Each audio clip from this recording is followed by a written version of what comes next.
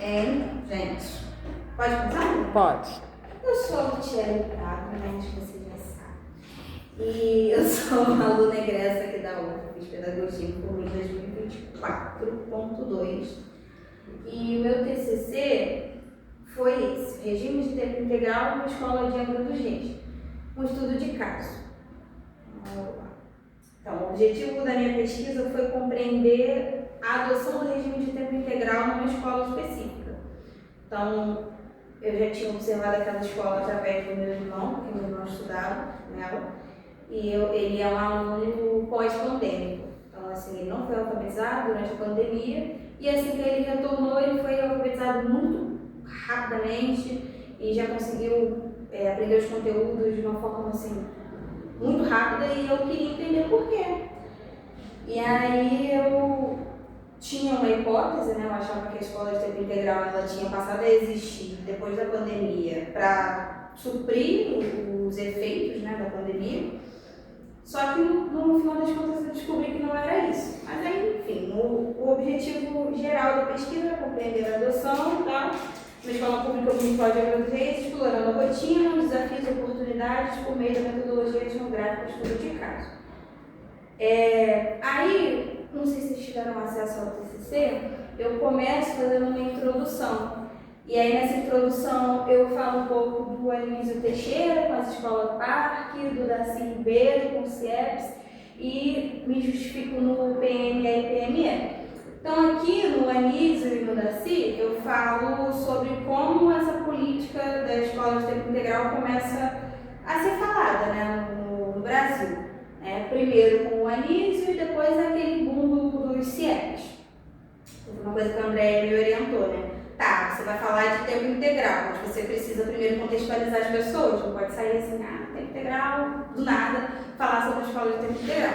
Então, na minha introdução, na verdade, né, depois eu tive que voltar na introdução, e na introdução eu tive que falar tudo que eu ia falar no meu TCC, né? Então, tem isso. Primeiro você apresenta o seu TCC, explica exatamente o que a pessoa vai ler, né, de uma forma um pouco resumida, mas não dando muito spoiler, e depois você dá uma contextualizada. Na verdade, aí você fez os marcos teóricos, né? Sim. Os marcos históricos da história da educação em tempo integral. Então, o primeiro marco é a Escola Parque, do Anísio Teixeira, nos anos 50. O segundo marco nos anos 80. E isso é muito interessante da gente ver. Quer dizer, desde os anos 50 já havia uma compreensão de que a escola em tempo integral era uma coisa boa para a qualidade dos estudantes, né? Mas de 50 para 80 passaram 30 anos e a coisa não se institucionalizou. Ficou só o caso lá da Escola Parque do Anísio Teixeira. Curiosidade. Fala. Você sabe quem trabalhou com o Darcy Ribeiro na implementação dos CIEPs? Conheço algumas pessoas. A Lídia. Quem? Olha que legal. Ela me contou. Esses dias ela falou que ela tem 74 anos. Eu fiquei tipo, que? Ela, eu trabalhei com o Darcy Ribeiro. CIEPs, Nossa, que emoção, né? Sim. Que legal, a orientadora dela no mestrado. Então, muito legal conhecer essas pessoas que viveram, né, as coisas. E aí depois, só nos anos 2000, olha, mais 20 anos depois, é que houve um reconhecimento da importância da escola em tempo integral em documentos oficiais do governo, que é o Plano Nacional de Educação, que aliás acabou de sair o novo, né? Tem esse debate para a gente ter. Aí aqui no PME, no primeiro de 2000, né, acho que você já deve ter estudado. Isso aqui é o quê? Qual período? Segundo, acho que não teve. Não, estão fazendo hora. Então, o PME, na verdade, ele é uma política que vai. A ideia dele é perpassar governos, né? Não pode ser uma política só de governo, é uma política de Estado. Então, para ter uma política de Estado, você tem que ter um plano que vai perpassar vários governos, né? Ou seja, mais de 4 anos, né? 10 anos, né? O prazo de validade do PME. E aí o primeiro foi no ano de 2000. E pela primeira vez foi colocado como uma meta instituir o tempo integral nas escolas. E aí bom, né? Isso como meta, tá, gente? Não quer dizer que instituiu que toda escola tem que ser tempo integral. Se institui assim, a partir nesse decênio, nesses 10 anos, a gente espera aumentar o percentual de escolas em tempo integral em tanto por cento. E aí a gente não consegue, faz outro plano, não consegue de novo, faz outro plano. Vai fazendo de novo.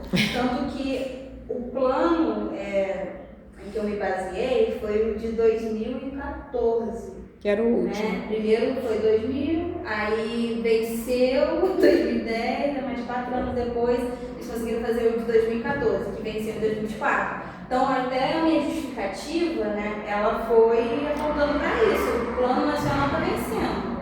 O plano municipal também está vencendo, porque o plano municipal ele vem do plano nacional. Agora você vê, venceu em 2024 esse que você analisou, e só agora em 2026 que a gente vai sancionar o terceiro plano nacional de educação de toda a história da educação brasileira.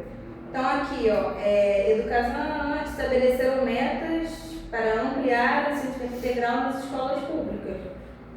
Aí minha justificativa é a pesquisa é relevante para compreender a adoção do tempo integral na Escola Municipal de Angra dos Reis, alinhada à meta 6 do Plano Nacional de Educação, que prevê oferecer educação em tempo integral para pelo menos 50% das escolas públicas. Então assim, o plano municipal ele é um Ctrl-C, Ctrl-V do nacional. Então, não vai dizer a mesma coisa. 50% de todas as escolas tem que ser em tempo integral. E Angra tem caminhado num ritmo assim, interessante para cumprir essa meta. Acho que são 23. Vou te fazer uma coisa aí. Essa justificativa, problema da justificativa, olha só. Você está repetindo o objetivo. É relevante para compreender o objetivo, é compreender. Você repetiu o objetivo. A relevância não é essa. Lembram o que era a justificativa? A justificativa é por que é importante estudar a implantação de uma educação em tempo integral em Angra dos Reis. Por que é importante isso? Não, senhora, porque aí você pega os dados dizendo no seu TCC, nesse item, você diz que isso é importante porque existe uma relação entre educação de ensino integral e qualidade da educação. Estão entendendo isso, gente? Deixa eu falar isso que é muito importante, olha. Exatamente, então fala aí agora, vai. É porque eu estou chamando atenção porque... Eu não coloquei isso na minha justificativa, eu coloquei na introdução. Sim, mas é isso que é a justificativa. Então, assim, eles estão aprendendo qual é a diferença entre objetivo geral e justificativa, lembram? Então, na aula passada, a gente viu o caso da minha pesquisa. Eu falei que eu ia estudar, vou ficar aqui só ladinho. Eu queria estudar o que na minha pesquisa? Algo que eu apresentei semana passada. O que a gente leu? Sobre os monitores, a seleção, né? Eu queria estudar o ritual de banca e de uma banca de monitoria, é isso? Muito bem. Aí a pergunta é, mas por que é relevante estudar o ritual de uma banca? De monitoria? Isso é justificativo, tá, gente? Preste atenção, olha. Aí como é que eu justifiquei? Por alguns porquês, lembra de algum? Por que era importante estudar uma banca de monitoria? A gente estudou semana passada isso. Repete a pergunta, professor. Olha, o objetivo da pesquisa o objetivo geral da pesquisa era descrever e compreender o rito de consagração do monitor através de uma banca de monitoria. Ou seja, o que faz o monitor ser um bom monitor? Essa era a pergunta, né? E aí, para isso, metodologia. Esse é o objetivo geral. Metodologia. Fazer uma etnografia, uma observação participante de uma banca de monitoria. Eu vou ficar observando a banca e vou ver quais são os elementos que consagram o monitor como um bom monitor. Né? E aí eu acabei descobrindo o quê? O que consagra o monitor como um bom monitor? O monitor é aquele que dá uma aula boa? Ele é um mediador entre o professor e o aluno. Exatamente. Então, o cara que faz que fala dessa experiência, e normalmente ele vai falar o quê? Que o aluno é aquele que não lê, não é isso? E o monitor é um aluno que lê, ele tem que convencer a banca de que ele é um aluno que lê e que ele é um aluno que faz os alunos que não lerem, que não leem, lerem. Essas são as características que eu descobri. Agora a pergunta é, por que isso é importante de ser estudado? Lembra que eu falei, eu comecei a dizer, essa pesquisa não é uma pesquisa fútil. Aí até dei aqueles exemplos das roupas interiores, das calcinhas, seria uma pesquisa fútil, né? Por exemplo, você perguntar assim, em que medida que o mobiliário escolar é importante para o rendimento da aprendizagem? Vocês acham que essa é uma pesquisa relevante? Vocês acham não? Vocês acham que não tem relação entre o mobiliário e a qualidade da educação? O que vocês acham? Claro que tem. Então é relevante estudar isso. Agora, vocês acham que é relevante estudar, por exemplo, vamos pensar uma coisa totalmente irrelevante da escola? A tinta. Oi? A cor da escola. A cor, sei lá, vai ver que é relevante estudar. Vai ter gente que vai falar que Mas, em princípio, parece que não é relevante, né? A cor que a escola, sei lá, talvez tenha alguma relevância. Mas a justificativa é você defender por que aquela pesquisa deve ser feita, entendeu? Porque você faz uma pesquisa para alguma coisa. Então, aqui nesse caso, no caso da monitoria, eu argumento o seguinte, que a banca é um ritual de consagração muito próprio da vida acadêmica. Existe banca de mestrado, banca de doutorado, concurso para você entrar na carreira acadêmica na banca, tudo é banca. Então, é importante a gente entender o que acontece numa banca, como é que ela, que ritual é esse, entendeu? É um ritual muito mais importante do que, sei lá, o ritual do casamento, entendeu? Para a academia, esse ritual é muito importante, é um ritual de consagração. Só que é muito difícil um pesquisador, por exemplo, fazer observação participante num ritual de concurso público. Dificilmente ele vai ser deixado. Vai ser difícil ele entrar no campo. Mas uma banca pequena, ninguém se importa. Mas a banca pequena tem a mesma estrutura da banca grande. Então, observando a banca pequena, eu entendo a banca grande. Está entendendo? Então, é bem legal eu estudar a banca de monitoria por isso. E outra razão que era legal estudar a monitoria, porque a gente tem aqui licenciatura, vocês vão ser professores, não vão? Então é legal a gente entender qual é a diferença, o que faz o professor ser professor. O professor, a gente chegou à conclusão no artigo, que o professor é aquele que performa bem ser um bom leitor. Talvez ele nem seja, mas ele precisa convencer, eu, como professora, preciso convencer vocês de que eu sou uma boa leitora, que eu tenho mais leitura do que vocês. Pode ser mentira, né? Aí vocês não vão saber se é mentira ou se é verdade, mas a gente tem alguns indícios, né? E tem alguns estudantes, inclusive, mais histéricos, né? Eu já fui bastante assim em algum momento, que fazem o quê? Ficam o tempo inteiro checando se o professor leu mesmo, entendeu? Sério, fica provocando, fazendo pergunta, instigando para ver até onde o professor leu, para ver se está blefando ou não, entendeu? Isso antigamente existia quando a gente gostava de estudar, hoje em dia isso tudo, né? Então, a pergunta que eu faço, o que a Luciane fez aqui? Na justificativa, repara, ela acaba repetindo o objetivo, estão reparando?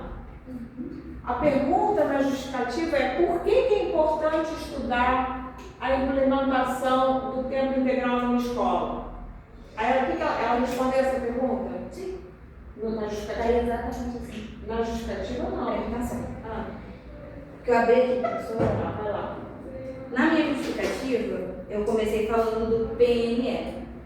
Depois eu falei do PNE, expliquei o que é cada um e coloquei a meta 6 lá.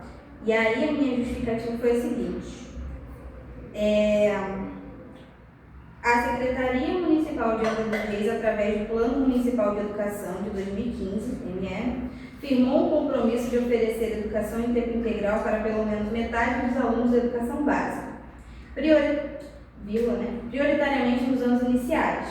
Dada a relevância do tema nos discursos oficiais, julgamos relevante a realização da pesquisa proposta para compreender como a meta citada está sendo colocada em prática tomando como local de pesquisa uma escola específica situada no Maravilha. Aí sim, mas aí tá escrito isso? Mas aí nos a mesma coisa. Aqui? Só que tá mais resumido. Não. Olha só. A pesquisa é relevante para compreender a adoção, isso é objetivo, alinhada para também considera o compromisso, não. Considera o compromisso do Plano Municipal de Educação. Mas olha só, tá melhor do que você leu, entendeu? É importante vocês saberem isso, por quê, gente? Porque daqui para diante, a partir da semana que vem, vocês vão fazer esse slide do texto que vocês vão apresentar, tá? Então, vocês têm que reconhecer no texto que vocês estão lendo, na pesquisa que vocês estão lendo, vocês vão ter que reconhecer o objetivo geral, os objetivos específicos, a justificativa, a metodologia e as considerações finais, o que foi descoberto, tá? Então, cuidado para, na justificativa, não repetir o objetivo geral. Uma coisa é o que eu vou estudar, outra coisa é por que eu vou estudar, outra coisa é como eu vou estudar aquilo, e outra coisa é o que eu descobri. Está entendendo? Então aqui, olha só como ela falou aqui, está muito melhor. Ela vai estudar por quê? Porque ela quer entender, é importante saber, porque existe, olha só o que você falou aqui no seu texto, no seu TCC, que você não passou para o seu slide. Isso aqui, gente, estou falando para vocês uma coisa, não tem desmérito nenhum da Lugeli não ter feito isso direito, porque isso é uma das coisas mais difíceis de uma pesquisa e é uma coisa fundamental para vocês entenderem. Vocês vão ver gente grandíssima, tá, na área das ciências humanas, com muita frequência nas ciências naturais, biológicas. Ninguém passa sem saber isso, mas nas ciências humanas é a coisa mais comum a pessoa não entender isso. Eu não consigo entender porque eu vi da biologia, então eu acho um negócio estranho isso para a pessoa entender. Entendeu? Quando você diz assim, eu vou estudar o vírus da malária, o vírus da Covid, uma variante X do vírus da malária. Por que você vai estudar essa variante? Eu vou estudar essa variante porque tem crescido e tem matado muita gente. Eu vou escrever essa variante porque é uma variante que ninguém está dando bola, mas ela causa danos piores do que a outra e não tem vacina ainda, a gente precisa fazer uma vacina. Ah, sim, entendeu? Agora, hoje em dia, se eu fosse bióloga, aliás, eu estou falando de biologia porque esses dias, ontem eu vi um negócio que fiquei impressionadíssimo. Uma pesquisadora roubou amostras de vírus de um laboratório, vocês viram isso? Negócio impressionantíssimo. Mas enfim, então existe gente que em vez de estudar implementação do ensino de tempo integral na escola, estuda características do vírus. Está entendendo? Mas por quê? Faz sentido hoje alguém estudar, por exemplo, um vírus que já está mais do que conhecido, o vírus do sarampo? Porque, eu quero estudar o vírus do sarampo. A gente já está estudado, não precisa estudar mais. Não é relevante estudar o vírus do sarampo. Imagino que não. Está entendendo?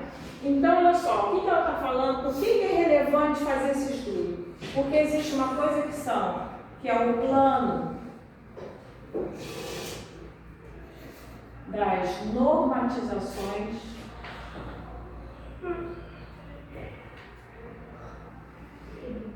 tá? O plano das normatizações é o que manda, o que o governo manda fazer, através de quê?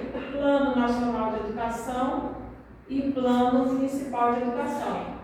Aí o que as normatizações mandam? O que a norma manda? 50% das escolas têm que ter ensino de tempo integral, não é? Mas na prática, a gente tem aqui o plano das concretizações, que é o chão da escola, né? É implementado mesmo? Quando é implementado, funciona? É de verdade? Um exemplo clássico que vocês têm, quem já fez estágio, quem trabalha na escola, a gente tem no plano das normatizações, por exemplo, a necessidade e a obrigação da inclusão de pessoas com necessidades especiais nas escolas, não é? e sem ser uma escola TEI. Oi? Você está falando do TEI? Não, é inclusão de pessoas autistas na sala de aula. Não, TEI não? Não, tá falando da política mesmo de inclusão. Da política de inclusão. Então, tem a política de inclusão e tem leis que obrigam a acontecer isso, não é? Mas é interessante a gente estudar como isso acontece na prática, porque existe uma diferença entre o que é dito na teoria e o que é na prática. Então, essa é a justificativa. Por que ela vai fazer essa pesquisa? Ela está fazendo a pesquisa porque, olha, ela observou que esse tema veio de uma história e foi fixado no Plano Nacional de Educação, nos 2 primeiros, passou um, não conseguimos alcançar a meta, passou o segundo, 2014, não conseguimos alcançar a meta, e aí o município de Angra dos Reis, como ela falou, fez um Ctrl-C, Ctrl-V do Plano Nacional de Educação e também manda aumentar 50%. E a coisa aparentemente não funciona. Então ela pegou assim, mas tem uma escola que implementou, quero ver se essa escola funciona bem. Quer dizer, ela não quer saber, ela quer saber se o que funciona, o que não funciona e quais são as dificuldades para funcionar. É interessante saber isso? Não? É interessantíssimo, né? Porque se você descobre o que dá errado aqui, você pode melhorar a política, né? Se eu descubro que o que dá errado é que falta dinheiro, falta recurso, ou falta recursos humanos, eu posso, com esse conhecimento, melhorar. Da mesma forma, eu vou estudar vacina para a Covid. Por quê? Porque eu quero melhorar a eficiência dessa vacina. Eu descobri que essa vacina que a gente tem hoje em dia, a vacina tal, protege 80%, mas eu quero melhorar para 20%, para 100%. Então, eu vou estudar aqui uma variante dessa vacina para ver se essa vacina fica melhor.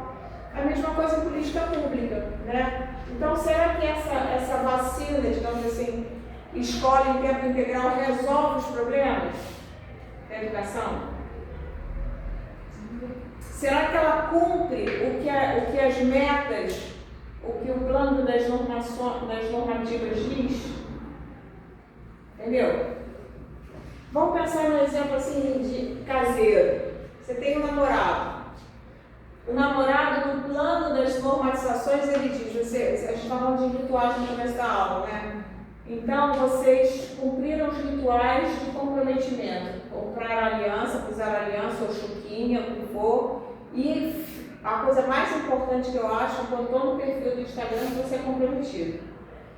Se configurou isso. Quando se configura isso, tem uma série de metas a serem cumpridas, certo ou não? Quais são as metas de alguém que namora? Casar, morar junto, mas assim, quando você assume que você tem compromisso, existe uma exigência de atenção especial, né, de dedicação de tempo, isso tudo está nas normas, né?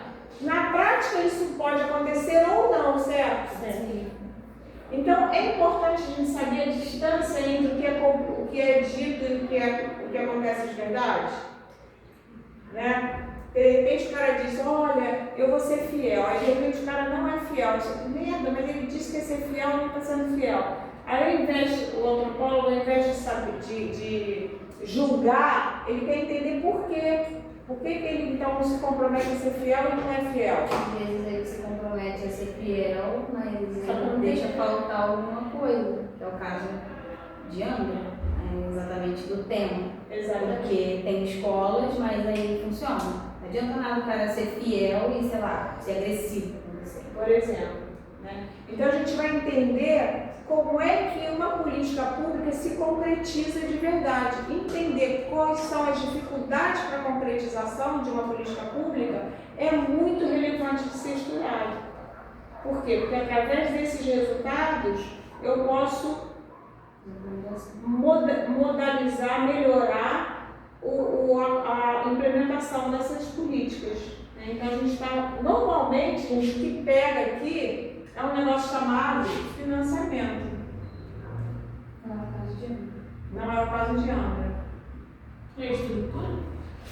A gente vai ver agora a gente vai ver no TCC dela, entende? Então, o TCC dela está fazendo essa pergunta. que é o objetivo geral. O objetivo geral é entender como que foi implementada a educação em tempo integral numa escola de Angra dos Reis. Por que ela quer fazer isso? Por que essa pesquisa é relevante? Essa pesquisa é relevante porque as normas, o Plano Nacional de Educação, o Plano Municipal de Educação diz que tem que aumentar para 50%. E tem outra coisa que ela estudou, que ela botou no TCC dela, não botou aqui na coisa, mas está no TCC dela, e o TCC dela está liberado para vocês verem. Que foi, tá na nossa pastinha do Google Drive, tá? É um TCC muito interessante, que é os casos exitosos do Ceará. Fala um pouquinho para eles isso é legal também. Você vai falar aí? A gente deu uma pesquisada sobre como o tempo integral influenciava em outros estados, né? Na verdade, acho que partiu dos resultados do IDEB. Isso. Né? Eu dei uma olhada nos resultados de Angra, mais especificamente da escola, e depois eu dei uma olhada nos resultados do Ceará. E aí o Ceará tinha uma nota bem alta, não me lembro exatamente, mas tinha uma nota alta no IDEB. Não precisa saber. É uma nota que se sobressaía bastante. E as pessoas associam. 9,5. Muito Ceará. alta mesmo. Chegou a 9,5. Então, aí começamos a pesquisar o porquê que o Ceará estava com 9,5 no IDEB. E aí falavam muito sobre o tempo integral, que as escolas do Ceará eram 100% tempo integral. Todas? Todas. E aí eu dei uma olhada também em Ararendá, que foi um município do Nordeste também. Então, assim, essa pesquisa é relevante porque existem pesquisas que relacionam a melhoria da qualidade do ensino à implementação, à ampliação de escolas de tempo integral. Então, a gente tem que estudar o que dificulta essa implementação, por que a gente não consegue atingir essas metas. O ideal seria 100% das escolas. Por que a gente não consegue? Por que vocês acham que a gente não consegue? Estrutura. Dinheiro, né? Falavam aqui antes que era estrutura, né? Que eles não tinham condições de manter as crianças e manter as casas. Não, exatamente. Vou só fazer uma retificação, não foi o Ceará, foi Sobral. Sobral. É Ceará, mas o município de Sobral e o município de Ararendá. Sobral 9,5, Ararendá 9,6. Aí eu pesquisei e realmente, tempo integral foi o que mais fez diferença nos dois municípios. Só que essa pessoa que está aqui, né, ela falou assim, não, você tem que ver o lado negativo também das coisas, tem que dar uma olhada se eles não estão floreando, se é isso mesmo. Eu fui pesquisar e os municípios são muito pequenos.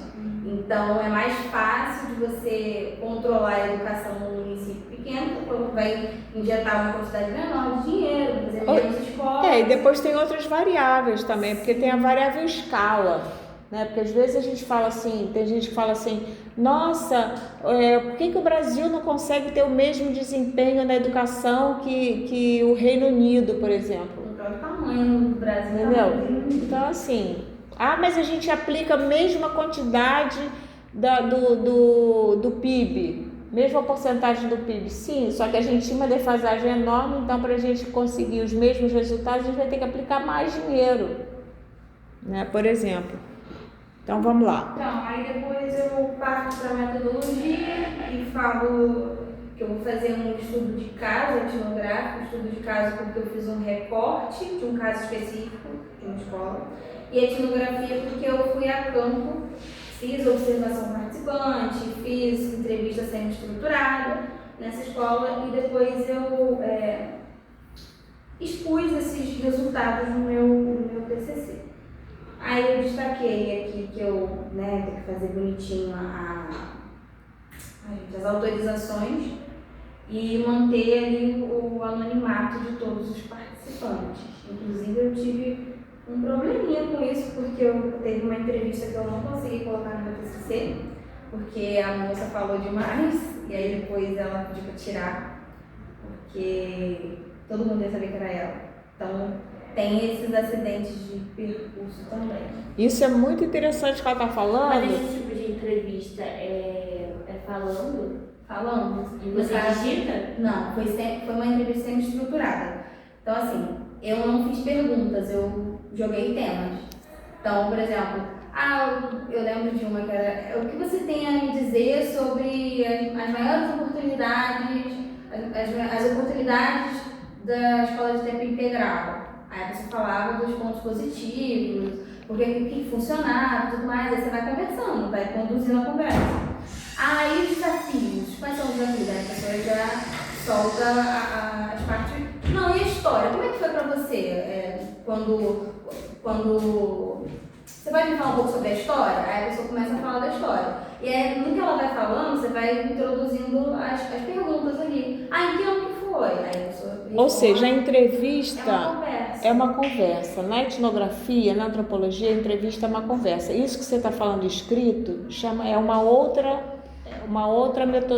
estratégia metodológica que se chama enquete, tá? Aí você vai gravando mesmo com o gravador, coloca o gravador em cima da mesa e a pessoa vai falando. E aí, assim, antigamente, em tempos modernos, as pessoas tinham que digitar, né, escutar bonitinho e ficar digitando, né? Então, eu fico muito isso na vida. Eu fiz muito. Eu não tive que fazer isso. Eu baixei um programa, botei o áudio e ele transcreveu tudo pra mim. Na minha época não tinha isso, não. Pois é, na minha época. Agora, houve épocas piores, que os antropólogos tinham que levar um gravador que era deste tamanho, um transistor.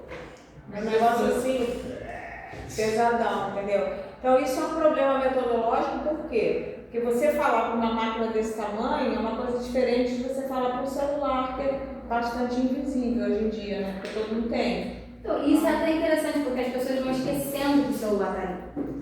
E aí, foi o que aconteceu com essa pessoa, inclusive. Ela começou a soltar coisas ali, ficou muito à vontade, depois ela entendeu. E aí, depois ela mandou mensagem, Tchelle, por favor, apaga, não vai dar pra colocar no TCC, porque eu me expus demais, todo mundo sabe que essa é a minha opinião, então vai ficar chato, sei o que, eu tive que tirar. E aí, por uma questão de ética, a gente, nesses documentos de permissão, está escrito que a pessoa pode mudar de ideia a qualquer momento. Se ela mudar de ideia, você não pode usar, entendeu? O que eu fiz na minha pesquisa para garantir o anonimato das pessoas que eu observei? No meu caso, eu não fiz entrevista, vocês viram, né? Foi só observação participante. O que eu fiz para garantir o anonimato das pessoas? Qual foi a minha estratégia? Você botou características. Exatamente, por exemplo, Blusa do Flamengo. a menina de blusa do Flamengo, a candidata retardatária, né? Eu botava esses nomes assim para não botar o nome da pessoa, né? E são nomes, esses predicados que eu dei, não entregam a pessoa porque são coisas que eu percebi naquele momento. Ela era a moça do Flamengo, mas vocês não sabem quem é. Vocês sabem quem é? Não sabem. Então funcionou o jeito de eu camuflar, né? Porque não interessa a gente entregar as pessoas, né? E as pessoas, elas gostam de falar, não é? Gente, elas adoram falar. Foi até doido, porque primeiro eu fiz com os professores, as professoras e com as diretoras adjuntas. E aí, as diretoras adjuntas não, né? Porque elas são Elas estão no time. Elas estão no time. Elas estão. Mas as professoras, elas falavam muito mal com a diretora, assim, mas no off, sabe? Na hora que eu tava ali observando, na observação. Eu tô quase achando que você entrevistou minha mãe. Observação participante e tal. Aí, naquele momento lá da observação participante, eu vi elas falando muito contra a diretora. Aí eu cheguei no André, falei assim, André, elas falam muito mal da diretora, eu vou entrevistar a diretora, eu queria muito falar sobre isso com ela, mas eu não sei como é que eu vou chegar nesse assunto. Aí a André teve a brilhante ideia de falar assim, quando você estiver entrevistando ela, a diretora, você fala pra ela assim, você é uma pessoa de pulso firme, né?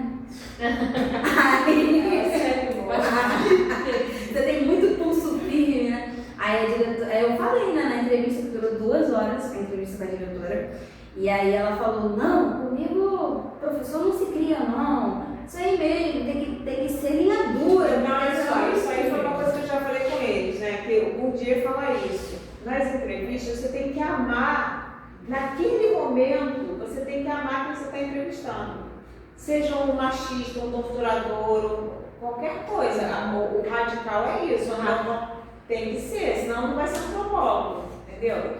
Então você tem que ouvir, eu contei para eles o caso de uma lá pós, o Beto está fazendo pesquisa no presidiário feminino, e a gente tem contato com uma mulher que foi, acho que ela já foi até solta, que matou o marido, entendeu? E aí você conversa com ela, eu não fiz entrevista, mas eu conversei com ela, e ela falava, não, matei meu marido e tal, mas como, com facada, mas ele era um demônio e tal. Ela começou, falei, mesmo, como é que foi e tal. Agora, se ela falasse pra mim que matou o marido, eu dissesse, meu Deus, Deus me livre, matar o marido, isso não tem perdão. Tá bom, conversa. Né? O que eu queria saber é o que levou a pessoa a matar o marido. E o mais interessante da posição do antropólogo é compreender aquela pessoa. Você fala assim, caraca, se eu fosse ela, eu matava também. Entendeu? Esse é o ideal. Meu pano é rosa com glitter. É o ideal do. Entendi. É porque tem um meme sobre isso, quando a mulher é agredida e aí ela mata o cara, aí o pessoal coloca assim, meu pano é rosa com glitter que eu passo pra ela. Que coisa. Entendeu? Então você entender. Então você vai entender, por exemplo, você vai fazer entrevista com as crianças com estudantes da UF que faltam aula pra caramba, por exemplo. Por que você falta? Nossa, mas por que você faltou às aulas? O quê? Você usa atestado falso? Nossa, eu não. Isso, nossa, mas você tem que vir na aula. Quem faz isso é pedagogo, entendeu? O pedagogo quer mudar o outro. Mas o antropólogo não. O antropólogo quer saber por que a pessoa não vem. Entendeu? Ai, sabe, pô, na real, cara, eu vou, aí eu chego lá, o professor falta dessa, aí eu gasto uma grana pra ir, chego lá e não tem aula. Aí que chego lá, é uma aula que, nossa, podia estar em casa, que é a mesma coisa, entendeu? O professor não faz nada. Ai, um desânimo, é muito caro, não tem dinheiro para me transportar, pesa muito no meu bolso. Ai, eu fico muito cansada do meu trabalho, Eu quero saber isso, né? Então, no momento que a pessoa está falando, você tem que acolher o que ela diz, tá? Então, você falou da enquete, olha, se era Tabata. Você falou, mas é escrita essa entrevista, né? Essa entrevista escrita são perguntas diretivas. É assim, eu poderia perguntar quantas vezes você costuma faltar à faculdade? Quanto dinheiro você gasta para vir na faculdade? Opção A, menos de R$20. Opção B, mais de R$20 por semana. Não, tal. Aí você faz essa enquete, mas o tipo de abordagem que a gente faz na etnografia é totalmente diferente, vocês estão entendendo? É aquela conversa que eu falei para vocês, que eu fui no bar e fiquei falando com os homens que bebiam depois do trabalho e que tinham amantes, e aí eu não ia falar, ai que absurdo, era mesmo, porque... E o cara explicou que aquilo era necessário para o casamento dele. Quem sou eu para dizer que não? Se eu contar a minha vida, as coisas que eu faço, ele vai achar que eu sou louca igual, entendeu? Porque, né? Não, aí eu passei madrugadas estudando para conseguir ser professora universitária. O quê? Mas você ficava sem dormir? Sem dormir. Meu Deus, que loucura. Então a vida do outro é sempre louca para o outro, entendeu? A vida da gente também vai ser louca para os outros. Então é isso que é o lance da alteridade, tá? Então vamos lá.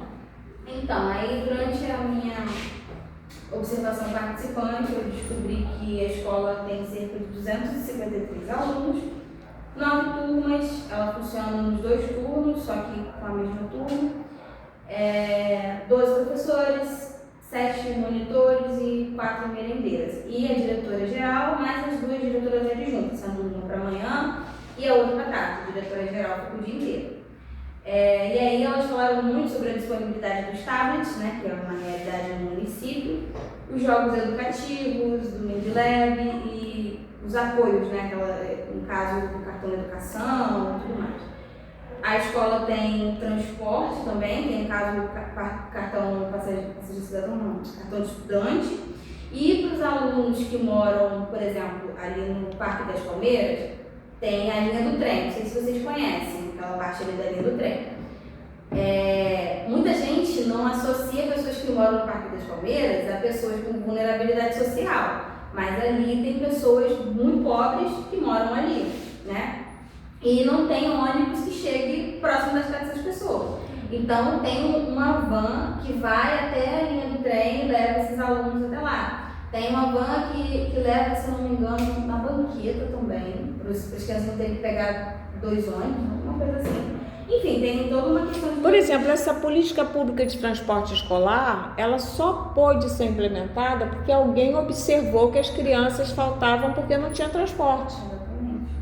E é perigoso, né? Porque você pensa assim, mas isso é fácil de observar. Gente, tem coisas que são óbvias e a escola as pessoas não observam. Por exemplo, eu acho impressionante que ninguém até hoje observou que os estudantes de camadas populares que ingressam na universidade pública através dos planos de expansão da universidade, que são maravilhosos, têm um mau desempenho porque não tem um tablet.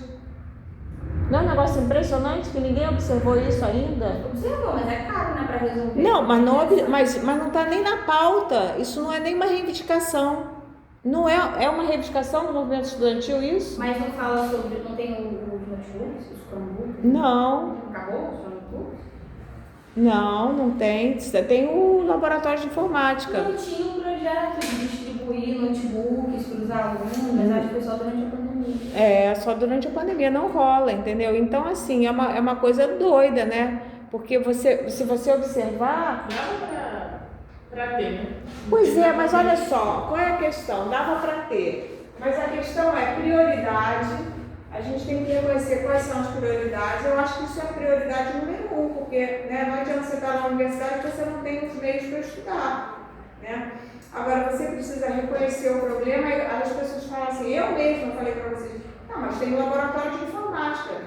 O laboratório de informática está sempre vazio, por quê? É longe. Vai sair de sua casa para vir. É longe e as pessoas não têm tempo porque trabalham. Então, foi implementada uma política errada. Gastou-se um dinheiro para fazer o negócio porque não teve esse trabalho de observação para entender realmente o problema. Por exemplo, vou dar um outro exemplo. Eu trabalhei numa ONG, no AfroReg, que teve um momento que houve uma ação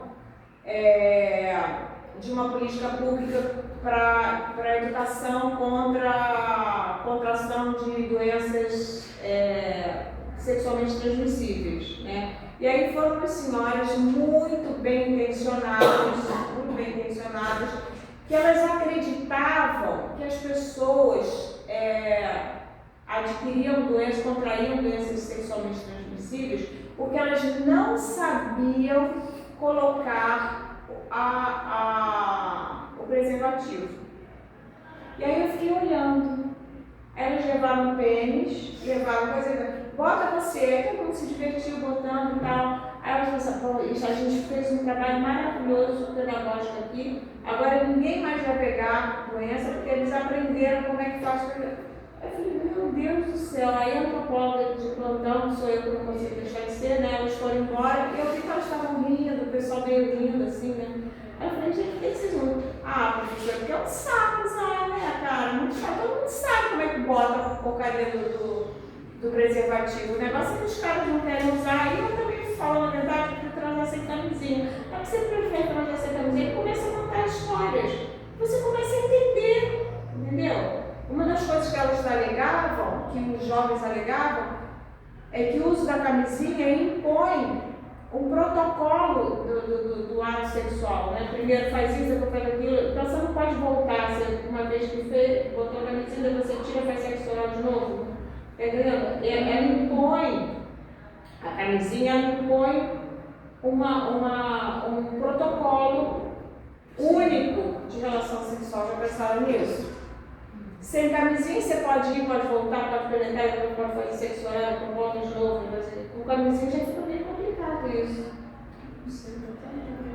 Tá entendendo? Mas então você só pode saber disso se você escutar a pessoa. Entendeu? Então isso que o antropólogo faz, ele escuta. Escuta, no caso dela, escutou os agentes escolares, né, os atores escolares. Tá. E aí eu descobri que são quatro alimentações diárias, então eles não têm problema com a alimentação, eles tomam café da manhã, de jejum, o almoço, depois um lanche da tarde, que é o horário que eles vão embora. E é boa a comida, Luciane? Eu não pude comer ver. Mas você viu? Meu irmão gostava, cara, comendo bolo, assim, de tarde, do nada. Ou seja, não falta grana nessa escola. Não, o problema não é não. Aí de manhã eles estudam as matérias da base, na teoria. Na teoria eles deveriam estudar as matérias da base de manhã, que é português, matemática, história e geografia, e à tarde a diversificada, que é a parte de produção textual, como é que fala? Projeto de vida, tinha uma outra matéria lá que era mais ligada à educação ambiental, uma coisa mais com projetos, né, na parte da tarde. Só que no caso da turma que eu fiquei, né, porque eu aproveitei para fazer a pesquisa durante o estágio. Então eu fiz o estágio de educação do Fundamental 1, né, educação fundamental, ao mesmo tempo que eu fazia pesquisa. E aí naquela turma específica, a professora ela era licenciada em português. Então o que ela fez? Na parte da tarde, ela continuava dando a base. E aí a professora diversificada trabalhava ali a parte diversificada, mas também enfatizando mais a base. Isso então, é muito interessante. Né? Então eu perguntei para ela, falei, cara, mas por que você fez isso? Aí ela era professora do meu irmão? Não, depois ela foi professora do meu irmão. Ela falou assim, eu encontrei alunos com dificuldades de leitura, que nem sabiam ler, nunca tinham visto um livro na vida. Eu vou trabalhar a parte diversificada com eles ou eu vou alfabetizar? Alfabetizar. Então ela focou na língua portuguesa com as crianças para tirar aquele decréscimo que eles tinham. Déficit. E aí ela conseguiu ali colocar os alunos no nível de terceiro ano mesmo, a mesma coisa. Olha só, o que a gente quer saber? Essa diferença aqui entre a teoria e a prática, né? Mas na teoria diz que o contraturno é só para as coisas diversificadas. Mas na prática não é. Por quê? Então, isso que a gente tem que entender nas políticas públicas. E para isso, a antropologia é fundamental. A antropologia não é uma coisa só divertidinha. Ela serve para instruir, orientar as políticas públicas, melhorar as políticas públicas. Entendeu? Então, se a gente faz um estudo antropológico das dificuldades que os estudantes universitários têm numa Universidade Federal de interior, se vocês fossem realmente ouvidos por antropólogos, né, a gente poderia implementar políticas para resolver os problemas. E não implementar umas políticas que não resolvem. E entra naquela também, não sei se vocês já escutaram, mas eu escutei isso o curso inteiro, que é entender o perfil da turma. Então não adianta de nada a professora entrar na turma, igual você querer ensinar uma coisa super diferente, querer trazer um projeto, né? Não sei, não consigo pensar num projeto, uma coisa mais humanística, sei lá, quero trabalhar diversidade cultural com as crianças. Assim, diversidade religiosa. Diversidade religiosa, mas aí minhas crianças não sabem nem ler. Como é que elas vão entender se elas não sabem ler? Então, essa professora, ela olhou o perfil da turma dela e falou, não, antes de eu trabalhar isso, eu preciso focar em outras questões. Será que todo professor é assim? Não. Tanto que ela falou isso pra mim, no off, né? Que muitos professores pegavam as turmas com déficit e aí davam só o conteúdo, por exemplo, do quarto ano. A criança caiu de paraquedas no quarto ano, não teve primeiro, segundo, nem terceiro. Aí ela caiu de paraquedas no quarto ano. A professora vai dar a matéria do quarto, ele não sabe nem a do terceiro, nem a do segundo, nem a do primeiro, e aí ele não vai entender nem a do quarto. Então vai ficar sempre essa lacuna, sabe? Ele vai passar, porque é automático, né? Aprovação automática. A aprovação é automática. Então, tipo assim, vai passar. Progressão automática. Progressão automática. E isso acaba se continuando no ensino superior também, né? Porque a gente dificilmente faz essa pergunta. Eu já desisti. Automáticas até o terceiro ano, né? Então, mas aí acontece algumas coisas. A cultura local é progredir. Até na universidade, gente. A cultura local é progredir vocês. Na Entendeu? época. Agora eu já cansei de reunião pedagógica, reunião de colegiado de curso. Aí a gente teve uma há pouco tempo no começo do semestre para avaliar como é que foi o semestre passado. Eu já nem falo nada, entendeu? Porque todo mundo, tá ótimo, tá. Eu falei, tá ótimo, vocês acham que tá ótimo? Tem que falar, professora. Eu cansei porque eu sou a chata, fico falando sozinha. Então a gente precisaria fazer um esforço grande para entender o que está dando. A primeira coisa é vocês terem instrumento de estudo.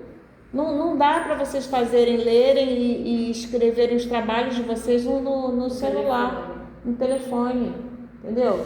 Mas aí o argumento sempre é assim, mas você não acha bom, não acha muito melhor, você é contra que eles estejam na universidade? Não, sou a favor que estejam na universidade, mas com as condições adequadas, né? Não basta, tá na universidade, tá tudo bom. Tá no ensino integral, pronto. O ensino integral em si faz a magia acontecer. Não. Entenderam? Por que a antropologia é muito maneira? Ela alimenta as políticas públicas.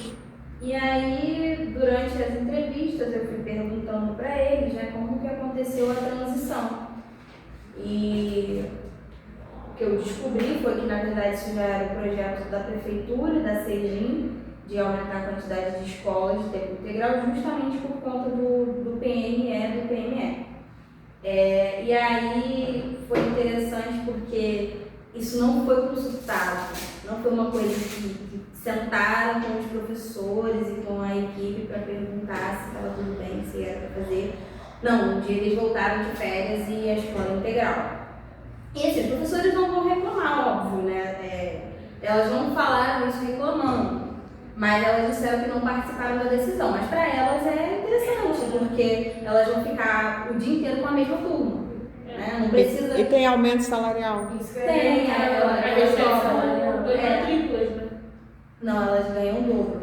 Tá. Elas dobram, porque a matrícula delas é para um período só para o turno da manhã ou o turno da tarde. Aí como elas dobram, elas teriam que dobrar com 2 turmas. Aí fazer um planejamento para o terceiro, o outro para o segundo. Não, elas têm que fazer um planejamento só para uma turma e aí isso facilita o trabalho, né? E aí é interessante. Só que não foi uma coisa conversada, foi imposta, veio de cima para baixo. E aí por que aquela escola? Porque era uma escola grande e quando eles retornaram da pandemia, tinham menos alunos. Então eles aproveitaram que tinha mais salas e menos alunos e usaram daquela estrutura para fazer de uma escola integral. Então isso é interessante, né? Porque a Luciele achava que a implementação, no começo, a hipótese dela era que a implementação da educação de tempo integral tinha sido feita, tinha sido posta em prática para superar as lacunas por conta do período pandêmico, né? Ela descobriu que não, que o projeto já existia antes. Mas, ao mesmo tempo, você descobriu que foram as condições pós-pandêmicas que permitiram a implementação da educação em tempo integral. Sim. E aí, elas falaram sobre essas defasagens da pandemia, né, que foram superadas por conta do tempo ampliado que elas tinham para poder trabalhar com os alunos, mas que não foi exatamente uma motivação. Isso aconteceu depois da pandemia, porque a pandemia mesmo possibilitou, mas não foi a causa, né, o motivo da ampliação. Foram as condições, né? Socialização, não sei o que. E aí vem a parte da análise das entrevistas, que foi o que eu mais gostei, foi maravilhoso. Gostou de tudo, vai. Eu adorei, cara. Fazer o TCC foi a parte mais fácil da graduação. Oh, Deus. Sério? Todo mundo fala que é a parte mais difícil. Não é? A parte mais difícil são os estágios. Sério? Isso é outra coisa interessante também, que a Luciele conseguiu, fica a dica, né? Ela conseguiu fazer o trabalho de campo para o TCC no estágio. Fica a dica, que é a melhor coisa que vocês têm a fazer. Fazer um projeto, quanto antes vocês tiverem o projeto de TCC, melhor, para começar os estágios já com uma pergunta em questão. Já tem um projeto, eu quero olhar para isso, entendeu? A disciplina de TCC vem antes do estágio? Não. Vem depois? Vem junto. Vem junto? Não. É o quarto semestre, né? Eu não lembro. Eu sei que vinha junto, mas a disciplina de TCC, cara, é combinado com o orientador, né? Então, você pode até fazer reuniões com o orientador antes de pegar o TCC. Você só tem que ter uma ideia. A gente começou antes. Ah, foi antes. Foi, né? Foi antes. Aí, enfim, como é que funcionou a questão das entrevistas? Eu tinha o mesmo roteiro. Só um instantinho, esse negócio começou antes, é muito engraçado, né? A gente chegou à conclusão que eu fiz uma pesquisa sobre TCC, que é uma pesquisa comparada com uma universidade no Brasil e uma universidade na Espanha. E a universidade na Espanha faz o TCC junto com o estágio, né? E eu descobri que isso funciona muito bem. Eu trouxe os dados da minha pesquisa, só que ninguém deu bola para ela, entendeu? Então as pessoas acabam organizando o currículo, vai ter reforma curricular agora. Eles não consideram pesquisas para orientar a reforma curricular. O que norteia a reforma curricular num curso? Vou dizer uma coisa horrível, mas é verdade. Os interesses dos professores. Eu quero que a minha disciplina seja no período tal. Eu quero que a minha disciplina tenha tantas horas. Eu quero isso porque isso aqui, entendeu? Eu quero uma aula de 4 horas para poder verticalizar e vir aqui em Angra uma vez só na semana. Vocês acham que uma aula de 4 horas é pedagogicamente justificável? Defensável? Ninguém aguenta uma aula de 4 horas, né? Mas isso é interessante para os professores que vêm de fora e tal, entendeu? Então as razões, e aí a gente acaba desanimando. Para que você faz pesquisa? Se as pessoas não usam para melhorar, entendeu? Então eu já fiz um monte de pesquisa sobre as condições de vocês de estudarem. Já vi, então, as minhas pesquisas, por exemplo, apontariam para a necessidade de vocês ganharem um laptop, né? Mas ninguém dá bola. Então isso aqui é triste. A gente tem pesquisa bem legal que não é aproveitada. Aqui. Esse aqui, roteiro 1, foi o roteiro que eu usei para entrevista. As diretoras. O roteiro 2 é o das professoras, aí que você vê a diferença, né? Das diretoras eu pergunto sobre, trajetória de formação dela, motivações que levaram a escola a adotar o tempo integral, como foi a transição, oportunidades e desafios. Aqui, educação especial e educação em tempo integral, eu coloquei porque eu fiz dos professores primeiro e esse tema surgiu muito. Isso é outra coisa super interessante também. Esses roteiros são abertos. Então você prevê algumas coisas que você acha que são interessantes você pesquisar. Só que aí, às vezes, numa entrevista, sai um troço e fala, gente, eu não tinha pensado, isso é muito importante, vou perguntar para os outros também. Entendeu? Então você vai mexendo. Vocês estão vendo que é totalmente diferente de uma enquete, que tem as perguntas direcionadas, sim, não, tanto por cento, não sei o quê, né? A entrevista, ela é aberta, totalmente aberta. Relação escola e família também foi algo que surgiu nas outras entrevistas, eu coloquei. Relação dos alunos com o SET, relação com os professores e monitores, formação continuada, e aqui foi dos professores. Trajetória de formação, opção de trabalhar em escola de tempo integral, oportunidades e desafios, remuneração e trabalho, relação com alunos, pais e colegas de trabalho e a formação continuada. A formação continuada ela já tem. Aqui... Elas não têm formação continuada? Roteiro 3 foi o roteiro da pessoa que desistiu. Que eu não vou falar aqui, ela era uma escola. Poxa, que pena, né? Se você ia apresentar pra gente, ela não ia saber, a gente não ia saber quem ia. Mas aí não pode. Não pode. Poxa. Então, voltando aqui, Oi? eu descobri, né, nas entrevistas, então, aí eu fiz as entrevistas com os atores da escola e depois eu olhei para aquele monte de entrevista, tudo transcrita. Eu falei, Andréia, o que eu faço com esta porra? E a Andréia falou assim, não, agora você tem que ver o... Você falou, pô, eu falei, pô, o que eu faço isso aqui? Eu tabulo, eu faço uma tabela? O que é? Não, você vai pegar e vai observar os temas que foram mais abordados. Recorrentes. Que eles mais falaram. E aí, esses vão ser os capítulos do seu TCC, que você vai discutir no TCC. Que são o que a gente chama de categorias de análise, tá? Vamos dar um exemplo das gavetas das calcinhas? Que eu Vai. adoro, que funciona bem. Categoria de análise, explicada pelo André Pavão. É o seguinte, por exemplo, você vai arrumar seu armário, tá? Aí vocês têm umas gavetas de calcinha? Tem? Tem. Aí você olha aquele bando de calcinha, você quer arrumar as calcinhas. Você tem umas categorias de análise, você categoriza as suas calcinhas. Quais são as categorias? Como é que vocês dividem as calcinhas de vocês? Calcinha de sair. Calcinha de sair, categoria número 1. Calcinha de ficar em casa, categoria número 2. Calcinha Calcinha de quê? Eu falei de dar. Calcinha de dar. Calcinha de namorar. Calcinha de primeiro encontro. umas calcinhas mais confortáveis. Calcinha de roupa branca. É. Não é isso? Calcinha de vestido que marca. Então, a partir dessas categorias, você vai organizar as suas calcinhas. A mesma coisa acontece nas entrevistas. Você vê o que aparece.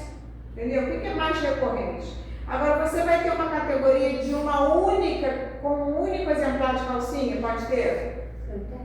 Qual? Ah, não, uma única gaveta para todas. Não, uma única gaveta para todos. Mas dentro dessas múltiplas, não são tão múltiplas, deve ter umas 6 categorias de calcinha, vamos dizer, né? Mas pode ter uma categoria que só tenha uma unidade? Sim. Qual? Sei lá, uma calcinha com bichinho. Exatamente, pode ter uma calcinha especial, a primeira calcinha que eu transei com um namorado muito especial, não sei o quê. Aí você só tem uma, é uma categoria única. Pode acontecer. Tinha minha calcinha de babadinho. Quando eu era criança. Você conserva ela. Sim, ela tem babadinho na bunda. Aham. Típico, né? Então guarda aquela calça, só vai ter um exemplar, mas está lá uma categoria que só tem um exemplar. Naquela categoria, ok, uma categoria que só tem um exemplar, também pode ser. Desde que essa categoria tenha funcionalidade. Existe essa função? A minha filha, por exemplo, vou falar uma coisa íntima da minha filha, mas é muito engraçado. Ela tem, eu estava na casa dela, ela estava dobrando as roupas dela que tinha lavado, e aí tem uma camisolinha de ursinhos que ela ganhou quando tinha, sei lá, 7 ou 8 anos de idade, de um coleguinha da turma que gostava dela. E ela ganhou uma camisolinha que, quando ela tinha 8 anos de idade, era grandona, entendeu? Era tipo bem grande, tipo um vestidão assim. E hoje em dia é um baby look, assim, um negocinho pequenininho. Mas ela não se desfaz dessa camisola. Ela curte guardar essa camisola, tem uma relação afetiva com essa camisola. E foi a primeira presente de um garoto, que um menino que gostava dela deu para ela. Então existe essa categoria dentro das roupas de dormir, né? Agora, você não vai dormir com o seu namorado pela primeira vez com aquela camiseta confortável toda furada, mas que é uma delícia de dormir. Você não vai, é outra categoria. Entendeu o que é categoria de análise? É o que faz, são categorias que fazem a gente classificar as coisas, um conjunto de coisas. E a gente faz classificação o tempo inteiro. A gente classifica os sapatos, a gente classifica os ex-namorados, a gente classifica os amigos, as roupas. Tem amigo que é para isso, amigo que é para aquilo, amigo fiel, amigo não sei o que, né? Então a gente está sempre classificando. A vida social é classificação. E aí, nessa parte de análise das entrevistas, eu percebi que tinham 3 assuntos mais recorrentes. 3 categorias. 3 categorias, ou seja, os assuntos mais recorrentes. O primeiro deles era a percepção assistencialista dos pais quanto à escola de tempo integral. Professores e também gestores falaram sobre isso, né? Que muitas vezes os pais não veem a escola de tempo integral como uma oportunidade do filho se desenvolver, mas um depósito de criança. Então, vou pegar o meu filho, vou colocar ele ali, só quero buscar ele 3h30 e dane-se que ele está estudando lá. Ai, se não tiver Se não tiver aula. E Agora, a gente, como antropólogo, vai julgar esse pai? Não. Vai fazer o quê? Vai estudar porque ele pensa assim. Por que que ele, e por que ele pensa assim? Porque ele é um escroto, de um pai escroto? Talvez não, talvez sim. Não, na maior parte das vezes é porque ele é um trabalhador, tem que ganhar a vida, tem que trabalhar um monte de lugares. Mas E tem pai que não gosta de ficar com o filho, não. também tem, mas aí tem que estudar para ver, porque a gente não pode ter preconceito a priori. Né? Mas aí eu escutei só o lado das professoras que falavam sobre isso. E aí o que acontece? A escola de tempo integral ela tem uma demanda maior para o aluno. Então ele vai ter mais conteúdos para estudar, ele vai ter mais dever de casa, vai ter mais cobrança em cima dele, porque tem mais conteúdo. E aí, se ele não tem uma ajuda dos pais, ele vai ficar um pouco perdido. Só que assim, a princípio a gente ia fazer pesquisa com os professores, com alunos e com os pais. Eu ia entrevistar os pais para ver a percepção deles sobre o assunto. Só que eu tive que correr com o meu TCC e eu cortei essas entrevistas. Mas lá no TCC eu falo, isso abre uma margem também de eu falar sobre, inclusive, o fim da escola 6x1.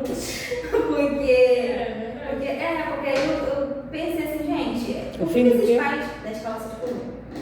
Você não tá com Da escala 6x1. Eu tava vendendo calcinha, não sei o quê. Né? Escala 6x1. Sim. E aí eu comecei a pensar assim, gente, por que os pais querem colocar os filhos ali como se fosse um depósito de criança? Porque eles não têm outra opção. Porque eles trabalham de 8 às 7 ou mais, trabalham no sábado também e eles não Escala 6x1. Então, olha só que interessante. O fim da escala 6x1 pode influenciar a melhoria da educação. Por quê? Porque você vai melhorar a relação dos pais com os alunos. Olha que interessante. Sim. E a etnografia dela traz isso.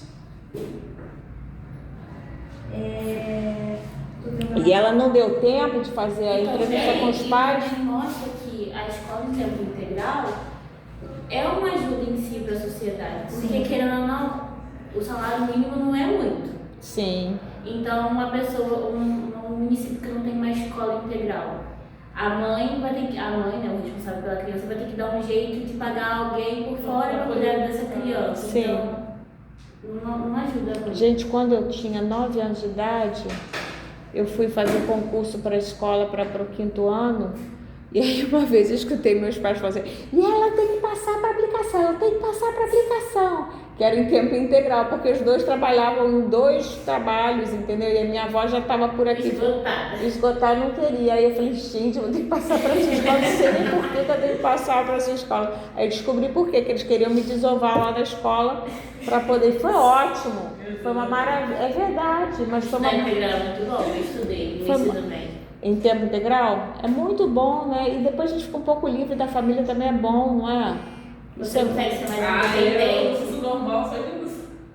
Você consegue ser mais independente. É sim, é muito bom, foi muito bom. O legal do TCC dela, que abre também uma ênfase sobre a questão das crianças saudáveis, né? Como é que funciona essa carga horária para elas? chegar lá, aplicado. Eu coloquei Você deu uma olhadinha na parte da conclusão. curioso. A minha conclusão era toda cagada. A André falou assim, vamos voltar na conclusão, porque a conclusão Não ficou cagada. Podia ser melhor.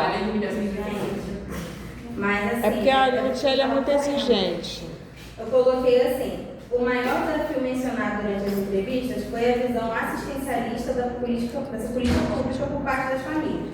Na realidade, o objetivo primordial da educação, seja ela integral ou convencional, é possibilitar o desenvolvimento pleno do aluno e sua ascensão social e não funcionar como um lugar seguro para deixar as crianças. Esse é um tema muito profundo, pois diz respeito também à necessidade dos pais que muitas vezes precisam trabalhar sobre uma árdua escala de trabalho, que inclusive já está mais do que ultrapassada, pois impossibilita que esses pais tenham a plena convivência com seus filhos, prejudica a saúde mental do trabalhador brasileiro, dentre outros males. Aí depois, gente, olha, teve uma época quando eu comecei a trabalhar como professora substituta na UERJ, eu pegava às 7h20, né? Eram 2 dias na semana que eu dava aula às 7h20. Meus filhos estavam dormindo. Tinha uma pessoa que chegava na minha casa para ficar com eles. Só que eu tinha que sair para estar às 7h20 na UERJ, eu tinha que sair antes das 7. 6, 5 horas? Não, 5 horas não. Eu tinha que sair às 6h30, mais ou menos assim, de casa. Só que eu não conseguia chegar às 6h30 em casa. O que eu fazia? Eu deixava as crianças dormindo sozinhas na casa e rezava. Entendeu? Juro por Deus, eu fazia isso. Eu tenho a maior consideração por essas mulheres que são denunciadas porque acontece acidente doméstico, elas deixaram a criança sozinha, que as pessoas não sabem o que está por trás disso. Às vezes é necessidade, entendeu? A minha faxineira fala, é a necessidade. A tal da Anice, né? A problema da Anice, entendeu? Então é importante a gente saber. Então você não vai jogar, ai, que mãe irresponsável. Não, gente, ela está ganhando dinheiro para comprar comida para as crianças, ela não tem outra solução. E às vezes ela não tem ajuda. Eu tive isso como influência da minha mãe, né? Tipo, eu tinha uns 10 anos e meu irmão tinha uns 3. Então, ela tinha que deixar eu vigiando meu irmão em curto prazo, tipo, umas 2 horas até a pessoa cuidar do meu irmão e eu ir para a escola. Sim. Exatamente. Eu deixava, no caso, a minha filha mais velha, que era 3 anos mais velha que o Guido, mas eles estavam dormindo, eu rezava para eles não acordar, deixava tudo escurinho assim, e aí ficava. Aí eu ia para a aula com o celular e os alunos já sabiam, né? Ela já chegou? E daqui a pouco ela ligava, ai, chegou, ai, que bom, professora, agora a senhora está relaxada, né? Porque às vezes a pessoa chegava mais tarde, né? Enfim, então é muito difícil isso. Além da jornada 6x1, ainda tem a divisão sexual do trabalho, né? Porque a mulher é que trabalha, hoje em dia a mulher trabalha e ainda não divide as tarefas da maternagem normalmente com os pais, né? Ou seja, a mulher saiu perdendo. Saiu perdendo. Sempre sai. E aí, um outro tema que foi muito recorrente, que eu observei muito na escola, foi a inclusão dos neurodivergentes. Então, o que acontece? Os neurodivergentes, eles precisam de terapias, precisam passar por um psicopedagogo, eles precisam de um psicólogo, precisam às vezes de um medicamento, e isso custa dinheiro. Tudo bem que a prefeitura hoje já está mexendo os pauzinhos para poder colocar ali o CETEA, tem lá, esqueci, sala de recursos, né? Que agora as crianças são atendidas. Ok. Só que muitos pais não têm tempo para poder acompanhar essas crianças, né? Então, acaba olhando a escola de tempo integral como um escape para colocar essa criança ali dentro e achar que ela vai se desenvolver. Poxa, meu filho ele vai ter vários tipos de atividades aqui, ele vai conseguir se desenvolver na escola de tempo integral. Não vai, principalmente nessa escola que tem uma pegada mais tradicional. Então, assim, é muito conteúdo, é muito tempo e as crianças ficavam desreguladas o tempo todo. Então, eu tive acesso, né? Eu não coloquei isso no TCC, mas uma vez eu cheguei na sala dos professores e tinha uma professora chorando, desesperada, porque ela tinha 4 crianças autistas na sala dela. As 4 se desregularam. Agora você vê, isso que ela observou, ela só pôde ver isso se ela tivesse feito uma enquete, ela ia saber disso? Não, porque ela estava lá fazendo observação participante. Observação participante é essa coisa maravilhosa. Estão pegando o negócio? Uhum. Vocês podem fazer isso no estágio de vocês. Entendeu? Vocês estão no estágio e estão observando a professora surtando, a diretora gritando com a professora, aquele escândalo todo que é uma escola, que é uma loucura, né? Parece um manicômio. Todo mundo enlouquecido. Aí você fica pensando, por quê? Às vezes acontece no meu prédio, por exemplo, você escuta, esses dias eu andei mais desequilibrada e fiquei gritando. Aí eu fico pensando, gente, os vizinhos escutam a pessoa gritando, acho que a pessoa é uma louca, né? Mas por que a pessoa grita? Entende? Vocês já escutaram o vizinho gritando assim?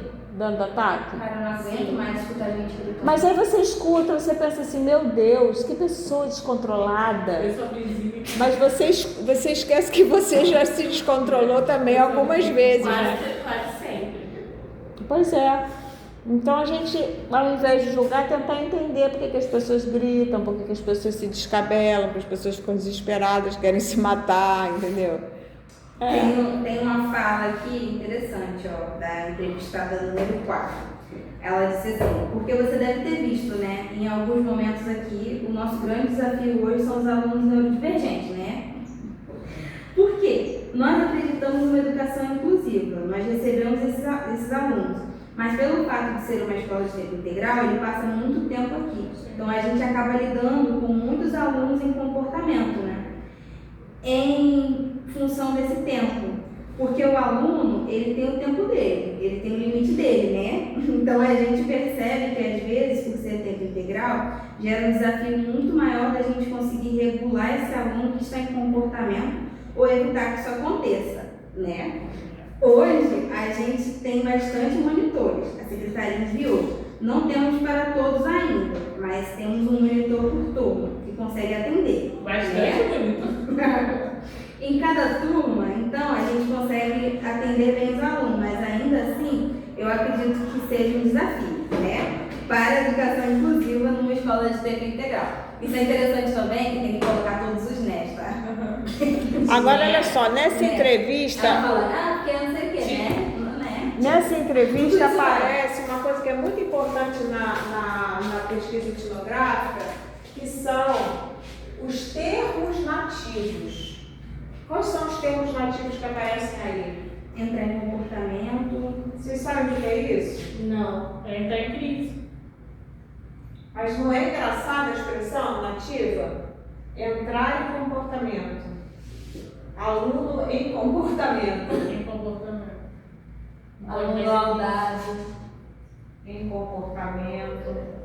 Aluno laudado. Regular o aluno. Então são termos. Regular o aluno. Entendeu? Então são termos que uma pessoa que não está envolvido naquela cultura não vai entender. E a gente que escuta tem que ser... A primeira vez que eu escutei isso, eu não sabia. Laudado, mas o que é aluno laudado? O que é isso? Aí você entende, a gente vai ter um trabalho depois de etnografia mais sobre esse questão. Que a autora vai vir aqui também. Professora, você está analisando, professora? Vamos terminar a apresentação primeiro?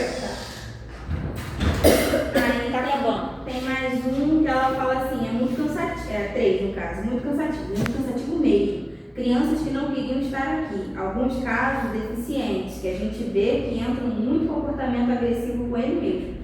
Às vezes com colegas, por conta da estrutura da escola, por causa do barulho. Essa grande quantidade de horas que ficam na escola. Quando ela fala de estrutura da escola, é por ele não ter um local ali separado para ele poder se regular. Geralmente é a biblioteca, mas a biblioteca tem um entra e sai o tempo todo. O barulho da escola, né, aquele ambiente, para ele é uma coisa que causa estresse. Então, um dos desafios que eu vi, né, no TCC foi justamente a inclusão dos neurodivergentes. E digo mais, porque eu mantive contato com essas pessoas e hoje em dia parece que está chegando cada vez mais neurodivergentes na escola.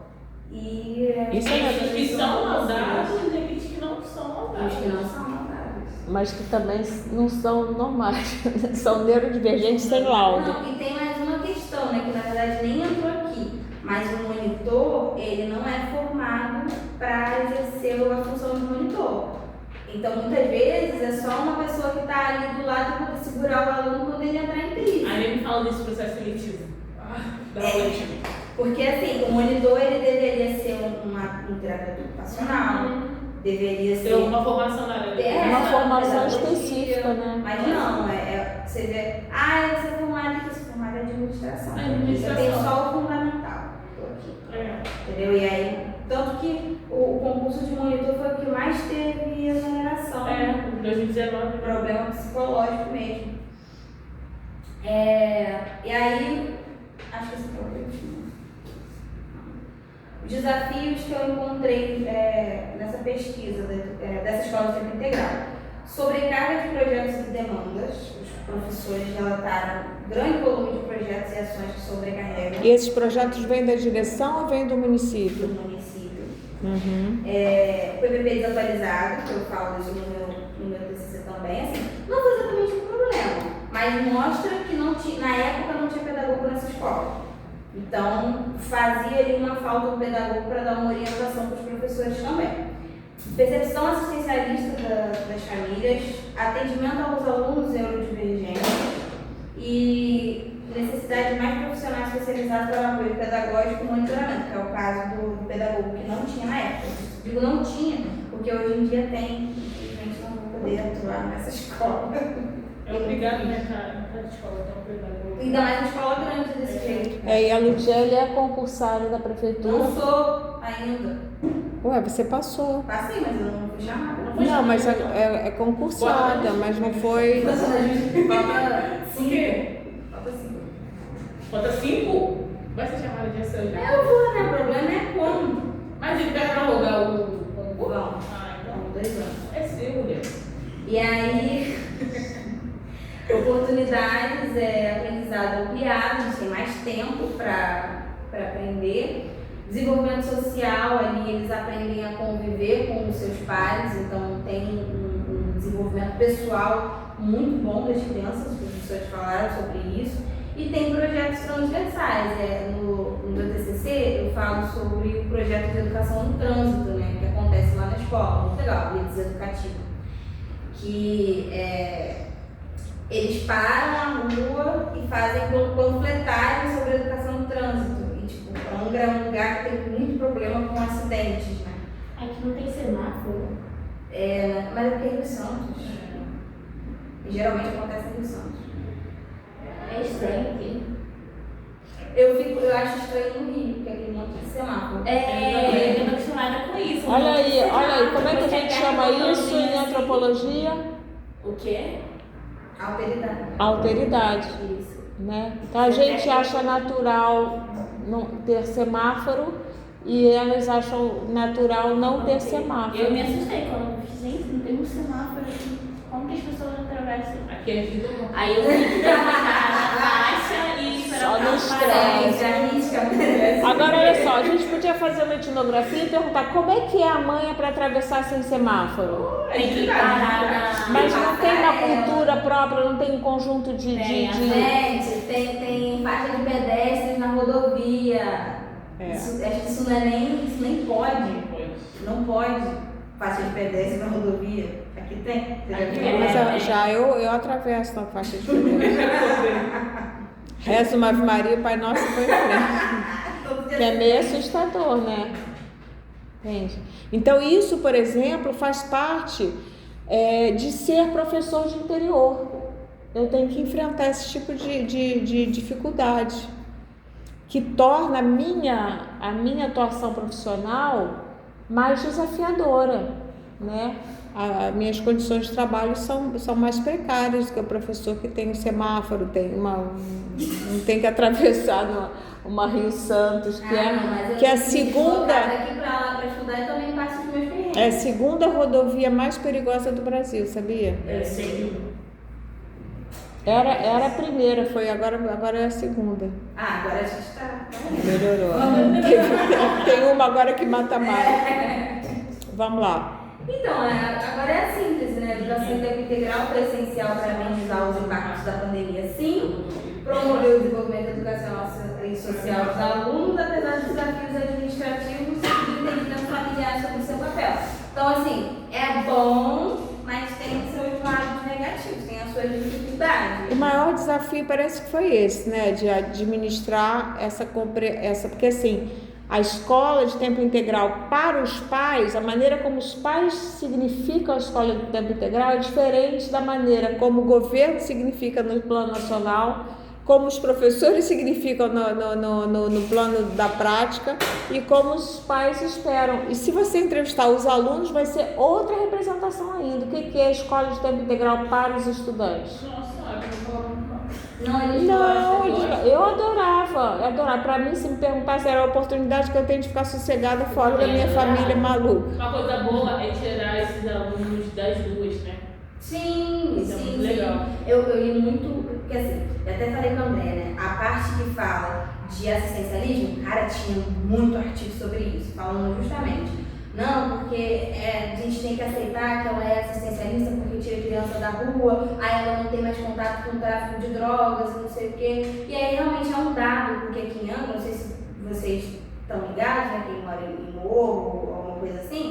que eles estão importando pessoas do Rio para trabalhar no tráfico.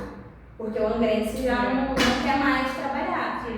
Né? Então... É um trabalho informal. Para, né? Gente, é um trabalho informal, bastante bem remunerado. É um dinheiro fácil, né? Dinheiro fácil. E aí eu até fiquei pensando sobre isso, cara. Será que está funcionando para eles terem o tráfico desse problema de captar pessoas? Pelo visto tá, né? Pelo visto tá. Mas aí eu descobri uma coisa vindo de BlaBlaCar para Angra, que os meninos lá no Rio também, que eram do tráfico, estão indo pro moto-Uber.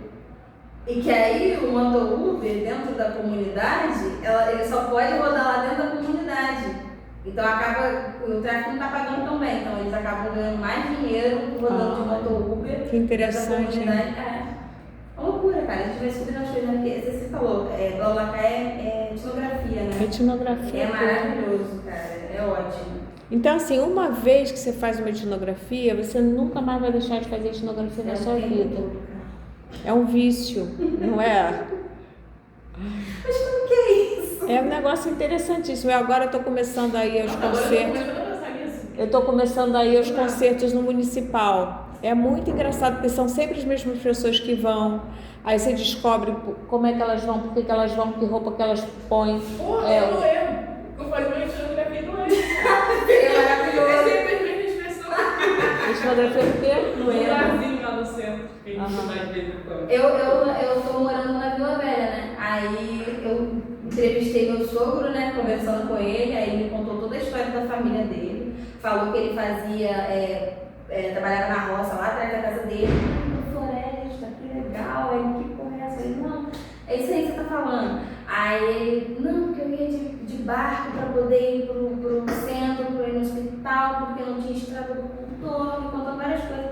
Aí a tia do Paulo veio me falar que a casa dela era de chão batido, que falou muitas coisas. Aí depois eu chego pro Paulo assim, cara, você sabia que a sua tia tinha uma casa de chão batido e que não sei o que, não sei o que? Ele falou, caraca, você sabe mais da minha família do que eu, porque eu não tava ligada nisso não. Você vê?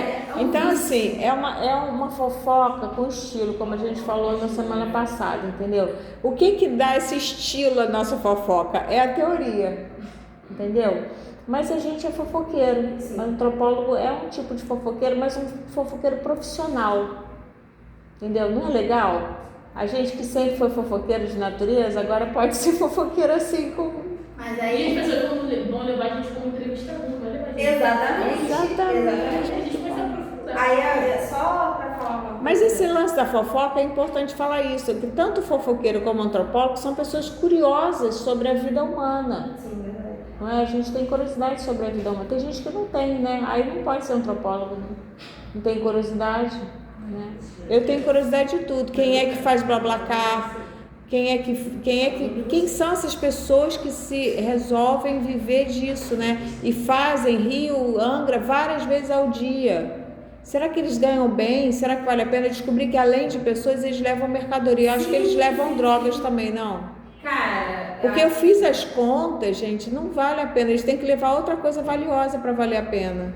será? Faz as contas. Não, teve um cara que falou pra mim que uma menina pediu um BlaBlaCar com ele e descobriu que tava carregando drogas. E como é que ele reage nessas horas? Ele falou, olha, a partir daqui você vai ter que dar um jeito de pegar um outro BlaBlaCar, dessa jeito aqui, se a polícia parar a gente, cara. Olha que risco. Acho que eu não vou ouvir mais de BlaBlaCar, não.